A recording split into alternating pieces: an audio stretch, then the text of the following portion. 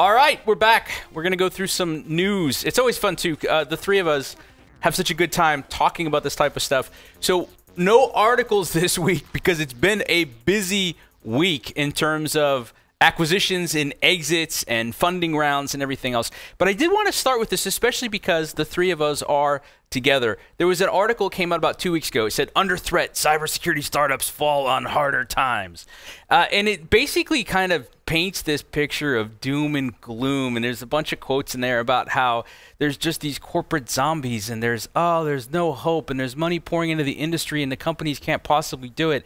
And I'm curious how you guys read this, because as I'm reading, I'm saying, right, but that's investment. I mean, if you're an investor at whatever stage, you're expecting some percentage of your investment to not work out, and you're trying to pick the winners from the losers. But if we look at it, there's a ton of dedicated security funds. We're seeing fantastic exits. In fact, we've got an example or two of that today. And lots of acquisition. I mean, we just talked to Vic from Accenture.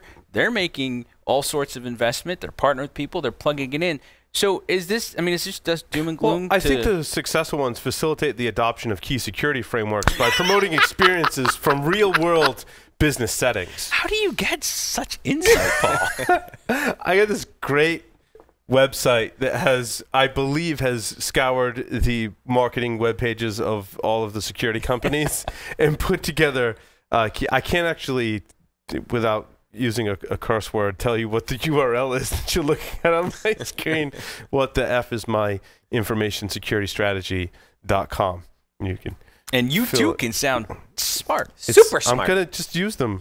But here's the thing, though, because what this is basically saying is everything's changing so fast. These companies, once they get started and funded, they can't possibly keep up. Am I just too optimistic? I don't see it that way, or? Look, we saw a large influx into cybersecurity over the past number of years. Last year, it started to slow down at the end of the year, but I still think it was a record year for investment. But part of this is, where are the exits, right? We saw Forescout last year. We've seen some acquisitions. The endpoint detection response space is all waiting for Cylance, CrowdStrike, Carbon Black, or Tanium to go public. So you could look at this both ways, right? Lots of investment in, but are we seeing the exits on the other side that justify some of the? Why do we have 85 funded companies in the EDR space, for example, when none of the big boys can go public? So there is some of that concern. I think security is going to continue to shift, right? And I think innovation is important in this space, especially as we like the last segment. Containers are going to change the way we think about stuff. Yep. Immutable infrastructure, container as a service, serverless back changes aspects of your security program, and that's going to fuel, I think, more innovation in trying to adopt some other technologies. And so, okay, maybe for some of the old guys this is a concern and some of the old techniques, but I don't know that it impacts the innovative guys, because we still have to innovate. Well, they've been able to maximize the customer experience, driving engagement and bringing the brand alive. How many times did you refresh to get to that one? So this is a different one. This is what the F is my social media strategy. Oh, okay. So I've got two. There's a few I'm bouncing between them. I think Matt just underscored a point that this article makes, and I think it's a false premise that you highlighted, which is, so they said, look, there was only one IPO last year. Of course, the asterisk is excluding identity management, which is kind of a hot sector right now. But there were 3 in 2016, and there were 4 in 2015. So, see, our limited sample size says it's off. But I think one of the things that we keep looking at, too, is if the innovation in security today is happening in the startups, then most of the exits aren't going to be IPOs. No. Most of the exits are going to be acquisitions. Absolutely. Because the innovation's happening at kind of the micro level, right? Yeah, we'll call the edges. Yeah. And it's very focused on... say edges, yeah. It's very focused on specific problems. And some of those companies could not survive as a standalone IPO company. Right. They're going to get consumed by a larger organization that wants to continue to expand out their portfolio. I think that is a very successful way to exit and start an innovative company. Not everybody has to go public. Well, and it's an interesting point, too. I mean, we've talked, all three of us, over the last 2 years on, is like UBA, is that a feature? or is that its own thing? And it turns out it's becoming a feature. And I think it is a feature. It's a feature. Okay, I think some people are still figuring out that it's a feature. Well, no, but I think the companies that thought it was their thing have all pivoted pretty close to 100% from what I've seen. At least the ones that I come across my desk. I think it's a fair statement. I think it's a fair statement, or they've been snapped up to other people, or it's not really working out. But by the way, I would also say there's no shame in that. If you can build a feature and you do it really well, get the traction, prove that it works, and somebody comes and acquires you, well, great. Then you did good. Good job. So anyway, great. I don't think we need to spend a ton of time on this. You know what? I'm going to keep throwing these types of things in because, as you've seen, if you're following this, the trend is somebody will say, oh, it's doom and gloom. There's less IPOs. There's less money. This will be the worst year ever. And we always say, yeah, no, sit tight. Hold my beer. Yeah. Well, how many do we have in here today? We've got multiple fundings. 7. 7. And there was one that came across the wire right before we started, so we're going to cover it next week. So I guess we could have said 8. So let's take a look at a couple of them. BehavioSec, $17.5 million Series B, behavioral intelligence that provides identity and access management solutions. Identity's hot. This is proof of it, right? Yep. Yeah, absolutely. There was one earlier this year, call sign in this space, right? And so what you're seeing now is some very interesting traction in the identity space. We actually have 2 more announcements on identity today. I think in this list, and so identity's hot because identity still matters, and so this is one of these behavior ones that takes the normal behavior of what you do with your phone to do adaptive auth. Like I said, very similar to call sign, but yeah, we're seeing some traction in this identity market still. What do you think about that raise, $17.5 million for Series B? It's actually right. It's in the range, right? I mean, Series B typically now is, an A is once you get some traction, start to get on the sales team. B is now to take the company, get it up to, 50, 100 million and really get that revenue growth, ratchet it up. Seems about right for a B. What was their A? So do you remember? But they're doing the behavior aspect of it in addition to the identity and access, right? They're figuring out who you are based on your behaviors, which I think is we were just talking on ASW about how I like that innovation. We did an interview with a company that was solely focused on just being able to identify people and authenticate them just based on their behavioral or environmental factors, which is awesome. Right. But they're also identity, so access management, like figuring out what they should do, I look at as completely separate from the behavior thing. But this company did both and got picked up by Cisco Investments. That's interesting. And I'd be skeptical. I'd want to invest see in one company that did one thing. Well, there seemed like they got 2 things going on. Yeah, but I think these are coming together. Back to this, is this a feature or is this a standalone product? Yep. The front end of behavior authentication fits into a broader IAM, and we're going to see the PIM-PAM fitting into the IAM too with one of the announcements later in the segment. And so what you're starting to see is consolidation, which I kind of expected in the identity space, of pulling these pieces more together and trying to solve the end-to-end identity and authentication problems. Well, because even today that stuff is separate. Single sign-on is separate from multi-factor authentication, is separate from identity and access management. But if you take the identity piece, that's kind of what the other 2 are. Yeah, and I think what you see too broader in that whole industry is we're starting to rethink identity, and I think cloud is a lot of the reason for that, because companies have struggled with this for 20, 25 years now. This isn't a new struggle, but now the proliferation of all the places and all the federation, it's kind of forcing us to take a look at it differently. It looks like the way I was reporting it, what I'm going to call their A was 4 years ago, and it was a $6.1 million round. So they actually lasted pretty good. And what's interesting, Matt, too, is if you look at their announcement, they're talking about using this to accelerate their global expansion. If that's accurate, it means they got their product market fit down, and their unit economics are already probably pretty good. They're looking at growth. Yep. Yeah, so that's a good round. And going 4 years between rounds. So like these are the signals that we look at that are pretty good in a space that's also pretty hot. So it's kind of cool. Came across the desk, I thought was pretty interesting. RELX, what used to be Reed Elsevier, they've changed the RELX. A lot of people know them. They did LexisNexis. If you went to law school or in college, you probably tried to use LexisNexis, looks up stuff. They've done, I put their Wikipedia page in here. When you go through, you're going to recognize a lot of the names and go, whoa, they own that, they own that. So they bought ThreatMetrix for $817 million. And if you go check it, ThreatMetrix did about $91 million, almost $92 million, raised over 8 rounds. This is a pretty substantial exit. That's a good exit. It's a 9xer. I mean, the numbers look fantastic. You know, so back to our first article. There's no more. Yeah. You know, no, there are, and you know, this acquisition right here definitely proves that the market's still here and alive for these kind of exits. No, and this fits really well into their portfolio on the risk management side. So I mean, a really good fit also here, but definitely value in the company to pull a 9xer. Yeah, it's interesting too, because when you look at it, so it's now LexisNexis Risk Solutions, and the number of acquisitions, I mean, just a bunch of them I hadn't paid attention to. So I could see where this fits, and it looks like it's so. Congratulations to everybody on this one. The next two I threw in, so it's interesting because every now and then I'll make sure we're looking at the broader round of stuff. So Disco and Logikkull. So it's spelled funny. So if you check out the show notes, it's Logikcull.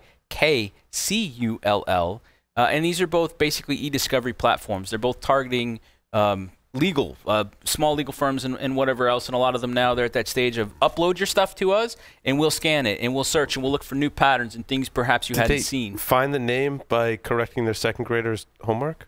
I know, right? Like, what's funny is I'm reading it and I'm like, what? And so I was chatting with Matt about it and I said it out loud and I go, oh, I get it, kind of. Sort of. Logikkull. But so here's the thing I want to point out though, and Matt and I were talking about this. The domain name was available. Logikkull, $25 million Series B. So they're at about almost $40 million over 3 rounds. In a Series B, $25 million, they're a cloud play, SaaS. Yes. Look at me making fun stuff. of a Series B funded $39 million company. Well, yeah, so the name must be working. Actually, I'll tell you what, their website was impressive. Matt and I were deconstructing. It was like, I understand what they did. Like, it was really good. Right alongside that is Disco. It's almost doing the exact same thing. Disco took on a $20 million equity round. So now their raise is at $51 million over 4 rounds, and their $18.6 million Series C was in August 2016. Matt and I look at each other and go, oh, that's not a good sign. Like, nope, that's a down round. Yeah. You're not making it work. Go back to Logikkull, find documents faster. That really resonates with so many people. Look at their, so instead of having a triplet, which most of us would enjoy, they got 4 things. What are they? Oh, I need to scroll down? Nope, keep reading it. Oh. After the thing. Find documents faster, eliminate downtime, be more productive, and secure your data. There you go. It's pretty good. Yeah, I would have gone with 3. Yes, we would be much we would have been much happier twitching with a little 3. bit. Right. But find documents. Oh, man, if you use Google Docs and stuff, like finding documents is awful. It's awful at that. Now, this is in the e-discovery space context, but which for you know, for law firms who's uploading lots of docs, because that's kind of where they're focused. Got that problem at scale. Yes. Yeah, and so it's I didn't read that from a quote website either. Well, so Solving again, without having scale. a lot of experience with these two, what we look at them with the numbers is a company that's been doing it longer, that's essentially taken a down round, which means they're struggling for life, versus one that's their raises are successively larger, their website makes sense. I kind of get their story, so I like it. It's good play. All right, I don't know if it's a surprise, but it was kind of interesting to us. Baumgar acquired Lieberman Software. Now, some things I wanted to point out on this. That was a surprise, because I broke the news to both of you. Yeah, and you were both had that surprised look on your face, like, what? Yeah, well, I would have expected this the other way around. Well, I don't know. Baumgar's a pretty big company, though. Well, yeah, they're backed by Thoma Bravo. Okay. So they're in the Thoma Bravo portfolio, which I always think is interesting, and I think they're a company. They're as a private equity firm. Their investments are very strategic. When they're making moves, I'm always paying attention, and I'm paying attention to how they're vertically integrating everybody. So I think it's interesting. Baumgar, last year at InfoSec World, they were our A for the day. Well, at least one of their reps was our A for the day, Paul. Mm-hmm. So we got to know a little bit about them, and some of our friends have worked at Lieberman Software. We got to a little bit about them, and that's exactly right. They're taking that PAM space, and they're integrating it into their remote access products and their remote support stuff, and that's not a surprise. That's a smart play. Yeah. So and I expected this actually a little sooner on the PIM-PAM side. Is I think PIM-PAM is really part of the broader identity access management. It's just privilege. Mm-hmm. It is. How does privilege stay by itself? Yeah. Baumgar made some interesting threats into CyberArk and some other folks on the PIM-PAM side. This makes sense though, because now you're bringing all that identity and privilege access together in a single solution. I think this is.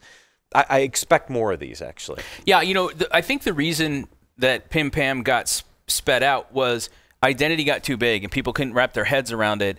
And it was, well, hold on, though. I have this. You have privileged users or you have privileged access. Well, you got to do something about that. And people went, oh, I get my head around that. I don't have to do all of it. I can do this one thing. Now that we've solved it, now that we've seen solutions gain traction and people are starting to understand it, then you say, well, I like your solution. I should integrate you into what I'm doing. Right. So sometimes I think we see where things get spun out as features, stood up, work, and then we pull them back in. Yep. On that same front then, Big ID, $14 million Series A. By the way, they're at 3 rounds. So this is their Series A, and this is the new thing, too, we've been talking about. Series A aren't always Series A's. They've $18.2 million over 3 rounds in the last 2 years.